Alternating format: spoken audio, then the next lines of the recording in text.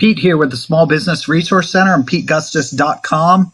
Just wanted to make this quick video. A lot of people have been asking about the website and saying, where do I find the right website? I have all the videos in the link in the description if you want to know how to apply and you want to look at all the funding programs. Keep in mind, this is the SBA.gov. You want to look through it, that's fine, but it's very simple. If you click here at the bottom of this screen, it opens up to the actual website. So for the actual application for the $10,000 disaster loan, and you can get more than that. It's for homeowners, renters, nonprofits, whatever have you.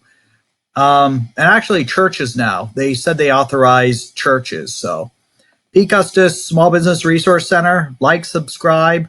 If you hit the like button, you'll really help me out. If you share it with a friend, you'll really help them out. Also, like I mentioned, the instructions on how to apply are in the description. It takes 2 hours and 10 minutes. If you follow my instructions, by the time you go to apply, it'll probably take you 10 minutes. I had people look at it and finish in like 5 or 10 minutes. They were surprised. Have a great day.